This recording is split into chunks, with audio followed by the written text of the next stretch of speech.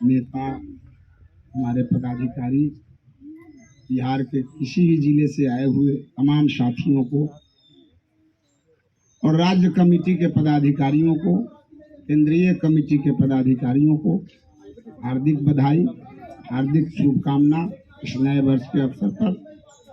मैं त्रिलोक राउत, मैं सीतामढ़ी जिला से बिलोंग करता हूँ, चंपारण से नहीं। सीतामढ़ी जिला में मैं वैसे राजस्व कर्मचारी के पद पर पदस्थापित था। 22 में मैं रिटायर कर गया हूँ।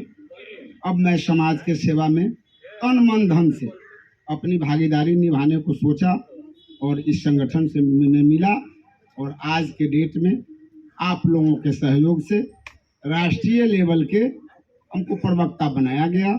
इस आप त्रिलोक जी, आप राष्ट्रीय लेवल के प्रवक्ता रहें, आपका योगदान संगठन में रहे, अच्छी बात है।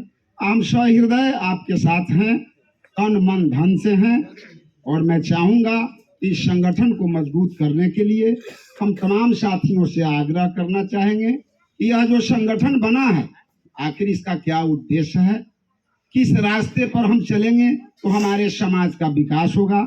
इन तमाम मुद्दाओं पर ये निहित संगठन जो है आपका जनता महादलित बनाया गया है। इसके तहत हम तमाम जितने भी पदाधिकारी हैं इस पर चिंतन मनन कर हमारे सारे साथी को हर स्तर पर काम करना होगा, युद्ध स्तर पर काम करना होगा, तभी जाकर के हमारे अपने जो संवर्ग हैं जिसकी लड़ाई हम आप लड़ना चाहते हैं उसका उद्धार और उत्थान संभव है। अन्यथा आप चाह के भी इनका उत्थान और जो है आगे बढ़ाने का जो काम करना आप चाहते हैं ये संभव नहीं होगा, क्योंकि आपका योगदान नेसेसरी है, आवश्यक है, जरूरी है। साथियों, आज पूरे बिहार की बात नहीं, पूरे भारत की स्थिति जो है खराब। हमारे दलितों को जो स्थिति है, हम तमाम संगठनों में, छोटे छोटे संगठनों में बट करके और वहीं तक सिमट जा रहे हैं।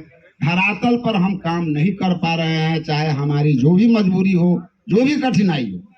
ये आप जानते हैं कि हमारे दलित वर्ग के लोग पहले से ही अर्थ में कमजोर हैं। अर्थ के बिना इस कल युग में आप कोई कदम नहीं आप आगे बढ़ा सकते, क्योंकि कोई भी व्यक्ति 3 चीज से अधिक नहीं दे सकता है, तन मन धन। कोई तन देगा, कोई मन देगा, कोई धन भी देगा। हो सकता है जो धन देने वाले को तन मन का अभाव हो सकता है जो तन मन देने वाले को धन का अभाव हो। तो जो साथी जिस स्तर तक इस संगठन से जुड़ने के लिए तैयार हैं, निश्चित रूप से जुड़े और अपने समाज के विकास के लिए सबसे पहले शिक्षा पर ध्यान दें। शिक्षा सर्वोपरि है। यदि आप शिक्षित हैं तो ही संगठित होंगे। यदि आप शिक्षित नहीं हैं तो संगठन का भी अभाव है। और आप जो चाहते हैं कि हम इतना बड़ा संघर्ष कर लेंगे तो ये भी संभव नहीं है। वो सब एक दूसरे का पूरक है। संघर्ष, संगठन, शिक्षा, ये सब एक दूसरे का पूरक है। एक के बिना दूसरे का काम कभी नहीं चला है, न चलेगा। इसलिए इस बात पर हम तमाम बुद्धिजीवी साथियों को ध्यान देना होगा। मैं बार बार अपने साथियों को कहता हूँ कि साहब, अपने वर्गों को आगे बढ़ाने के लिए किसी ऐसे कोष की व्यवस्था किया जाए। आज सभी वर्गों में कोष, जब प्रधानमंत्री का पीएम कोष दोबारा बन सकता है और वो प्रधानमंत्री का नहीं, बाद में हुआ जो ये निजी मेरा कोष है, जिसमें भारत के तमाम सरकारी कर्मचारी ने चंदा दिया था, हम लोगों ने भी दिया था, वो पीएम का हो गया। तो जब वहां दे सकते हैं तो हम अपने दलितों के उत्थान के लिए क्यों नहीं किसी कोष की व्यवस्था किया जाए, ताकि उस कोष से शिक्षा की व्यवस्था की जाए, निःशुल्क शिक्षा की व्यवस्था की जाए। क्योंकि सरकार द्वारा जितनी भी बातें आपको मिल रही है वो रास्ते में रह जाए। मैं समझता हूँ, आप भी समझते हैं कि आज पूरे जिला में हर जगह आपको अनुसूचित जाति विद्यालय है, लेकिन आप जाके कभी देखा है कि अनुसूचित जाति विद्यालय की क्या स्थिति है? हमारे बच्चे वहाँ मार पीते हैं, हमारे बच्चे को भरपेट भोजन नहीं मिलता। लेकिन हमारे जितने भी प्रतिनिधि हैं, चाहे वो नेता हो और चाहे प्रतिनिधि, वो देखने तक कभी गए हैं? नहीं गए हैं। हम लोग भी उसी स्कूल के विद्यार्थी रहे हैं।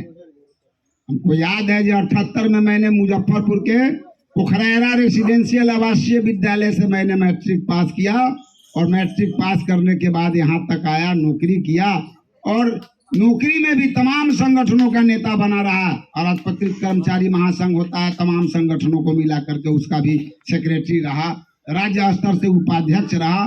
तो हर जगह संघर्ष करते रहे, कहीं भी डरने का काम नहीं किया, चाहे तन से हो, मन से हो, धन से हो।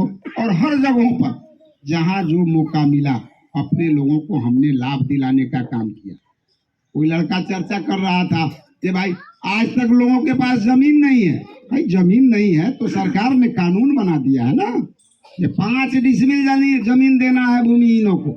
और आज कानून नहीं बनाया, पहले से कानून बना हुआ है, परंतु हमारे अपने जो लोग हैं वो क्या जागरूक हैं?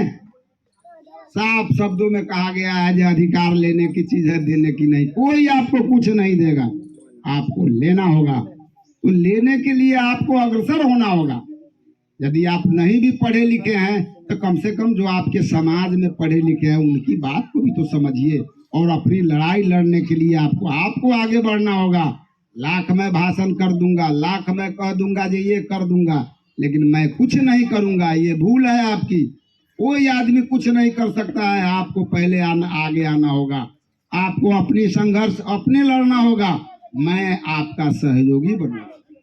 और मैंने देखा, मैंने कई एक जगहों पर राजस्व कर्मचारी के पद पर रहते हुए मैंने खरीद के लोगों को जमीन देने का काम किया। 25 डिसमिल दिलवाया, जबरदस्ती दिलवाया। मैंने देखा जहाँ बास्किट पर्चा नहीं बना हुआ है, 50 दलित वर्ग के लोग बसे हुए हैं और बास्किट पर्चा नहीं दिया जा रहा है, मैंने जबरदस्ती पदाधिकारी से लड़कर लोगों को बास्किट पर्चा दिवाया। तो मैं पद पर था तब न दिवाया, नहीं तो हमारे लोगों के बीच में जो मानसिकता लोगों की है वो देने की नहीं रही है, कभी नहीं रही है, लेने की रही है। तो इस मानसिकता से यदि हम आप जिएंगे तो हमारे आपके समाज का विकास कतई संभव नहीं है। इसके लिए हम तमाम लोगों को पुरजोर मेहनत और ऐसे मशक्कत करने की जरूरत है, एकता के सूत्र में बंधने की जरूरी है। और तमाम परिवार के लोग अपने बच्चों और बच्ची को ये संकल्प लेंगे कि नहीं साहब, हम बच्चा हो या बच्ची हो पेट काट के भी पढ़ा देंगे तो कल होकर के आपकी जरूरत इस समाज को नहीं होगी। जैसे आज मान लिए आपकी जरूरत इसलिए ना हो रही है जो आप पीछे हैं, नहीं तो मैं एकदम आगे हूं, मैं अपने को समझ रहा हूं, किसी चीज की कोई कमी नहीं है। तो हमको क्या जरूरी है समाज से, लेकिन नहीं, जो समाज पीछे है उसको तो आगे बढ़ाने का काम हम ही आपको करना होगा ना। लेकिन नहीं कर पाते हैं। हमारे बीच में जो 2%, 5%, 1% जो बुद्धिजीवी है, जो सेवा में आ गए हैं, उनके पास त्याग की भावना नहीं है। मैं उन तमाम लोगों से अनुरोध करना चाहूंगा कि सहयोग और सहभागिता हर स्तर पर जरूरी है, इसको बरकरार रखने का काम करें। इन्हीं शब्दों के साथ इस नए वर्ष के अवसर पर मैं तमाम साथियों को हार्दिक अभिनंदन करते हुए नए वर्ष की शुभकामना देना चाहता हूँ। बहुत बहुत धन्यवाद राष्ट्रीय प्रवक्ता जी को।